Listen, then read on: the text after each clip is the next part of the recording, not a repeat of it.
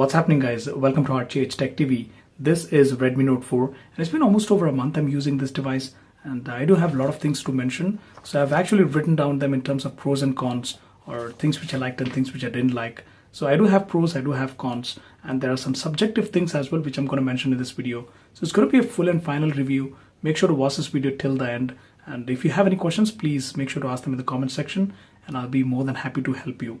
Now, the first thing which I liked about Redmi Note 4 is the battery life. So the capacity is 4100 milliamp hour, and the screen on times which I got were like 9 hours to 12 hours. So if your usage is moderate, it should last you for somewhere around 1.5 to 2 days easily. And to charge this 4100 milliamp hour battery with a stock charger, it will take you somewhere around 2 hours 40 minutes to 2 hours 50 minutes. That's around 3 hours. Now, the next thing which I liked about Redmi Note 4 is the design and build quality. So as you can see, it has metal construction, but it's not the unibody construction. As you can see, the bottom part and the top part is plastic, only the center part is metal. So if I have to say, it looks and feels very premium, no issues on that one. And even after using it for a month, there is no sort of paint coming off, or even it has fallen like a couple of times, but there are no dents as well. But this was not the case with Redmi 3S Prime, which I had reviewed like a couple of months ago, and I mentioned its full review that the paint was coming off after using it for a period of 1 month. But Redmi Note 4 in that aspect looks and feels solid, so no issues in that one. And I also love the fact that it has 2.5D curved glass, which is pretty smooth to use, and also while making voice calls it feels very smooth on ears.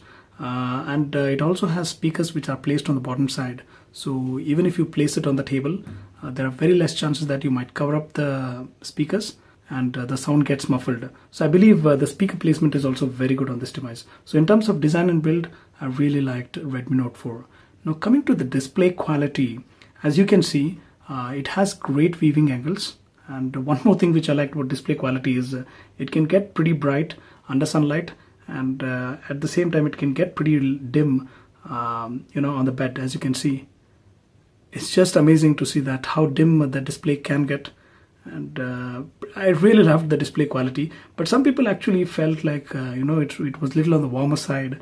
But anyway, you can go to settings, display, and then change the color and contrast. So if you want a little bit cooler tint, definitely you can do that. But what I believe is a little bit of warmer tint is definitely good for your eyes. So that's nothing but it reduces the blue light filter, and I believe it's definitely good for eyes. So yeah, I really loved the display, but one thing which could have been improved is the bezels. So which is not profound on the black variant or the silver variant, but on the white variant it is. And if the bezels could have been lesser, the phone could have been narrower, and it could have been easy to handle, right? So that is one thing to mention over here.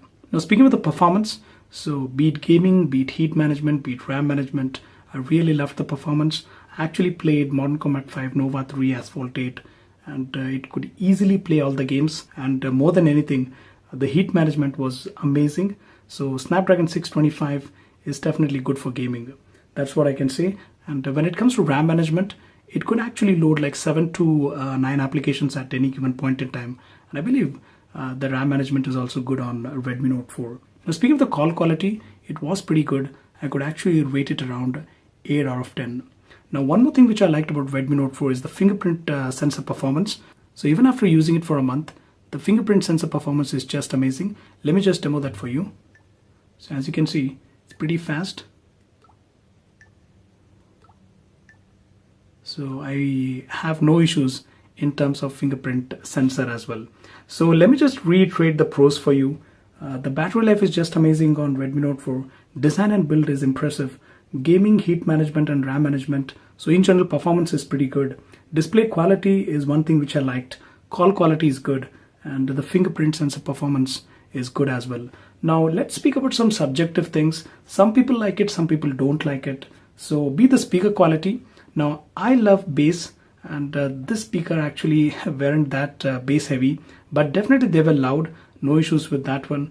But I felt that they were not bass heavy, and I loved the K6 Power's speaker quality, or K5 Note's speaker quality, but not Redmi Note 4's. It's actually a subjective thing. So it was good, but not the best I've heard. So when it comes to IR Blaster, I do have certain things which I want to mention in this video. So in my home, I have Onida TV, Philips TV, Reliance set-top box, and local regional set-top box. Now, apart from local regional set-top box, so be it Onida TV or be it Philips TV or be it Reliance set-top box, all worked perfectly fine. But as I mentioned, the regional local set-top box did not work. So if you have some standard set of TVs and set-top boxes, it definitely works. But when it comes to local or regional set-top boxes, there are less chances that it might work. Now, when it comes to camera quality, we should agree upon the fact that it's not the best, available in the market out there. And I believe the color reproduction was not up to the mark. But apart from that, the focusing was good. And even in video recording, the audio pickup was pretty good. And the noise reduction was quite less. So I actually, did a review of Moto Pulse headphones recently, and the complete video was shot with the Redmi Note 4. You can go ahead and watch that. I'm going to leave the links in the description box below so that you can judge by yourself. Yes, definitely I did amplify the sound a little bit, but be it any phone, you have to amplify it like by around 5 points or 6 points, which I did it through a VSTC free video editor. So I don't have any issues in terms of audio pickup, while recording video. So camera quality is decently good, I would say, not that bad. Not the best I've seen, but definitely good for the price. But if your priority is camera, I would suggest you to wait for Moto G5 Plus, which is going to launch pretty soon. That's on March 15th. And it's definitely worth waiting for that device. Let's see how the performance of Moto G5 Plus in terms of camera will be. Alright guys, now let's see cons of Redmi Note 4 or things which I did not like on Redmi Note 4. The first thing is finding a perfect tempered glass. So as you can see, it has 2.5D curved glass. And finding a tempered glass which protects the display edge to edge is pretty tough as on date.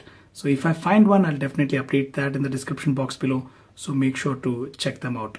Now the next thing which I did not like is it does heat while charging, and the temperatures can go well over 43 degrees. I wouldn't have had any issues if it had fast charging, but it takes like 2.5 to 3 hours to charge, and 50 or 60% of that time it's like 43 degrees. It's not good in the long run. And I believe Xiaomi should fix this one through OTA update. And the next thing is bezels. So as I mentioned, if the bezels could have been lesser, the phone could have been narrow to hold and much easy to handle as well. And the next thing which I didn't like is hybrid SIM slot. So given the current situation in India, people like using Jio for internet, and they use Airtel, Vodafone or Idea to make voice calls. So in that case, I believe 2 SIM card slots and 1 micro SD card slot would have been sensible. And the final thing is flash sales. We all hate it, and even though Xiaomi has been in India for like 3 years now, but they still don't understand the magnitude of Indian market. I believe Xiaomi should remove the flash sales and move towards open sale. Alright, so let me just quickly reiterate the cons for you. No perfect tempered glass as on date, heats while charging, bezels, hybrid SIM slot, and flash sales. Alright guys, now if I have to sum up, looking at the core features, except the camera, I believe be it battery life, be it design and build, be it performance, be it display quality, be it value for money, Redmi Note 4 performed exceptionally good in these aspects. So if in case camera is not your priority and your budget is between 10k to 13k, you can go with Redmi Note 4 without any doubts. And if you're buying Redmi Note 4 for gaming, then I would actually suggest you to go with the 64GB variant. So more storage, you can install more games, right? And if camera is your priority, and if you can expand your budget around 15k or more, then it's worth waiting for Moto G5 Plus. It's soon gonna launch. That's on 15th March. So I will cover that device and I will compare Moto G5 Plus against Redmi Note 4. So that's it guys. If you feel this video was informative, give it a thumbs up, share this video with your friends and family, follow us on Twitter at RGHTechTV, subscribe to us on YouTube. Most importantly, thanks for watching. I'll see you real soon.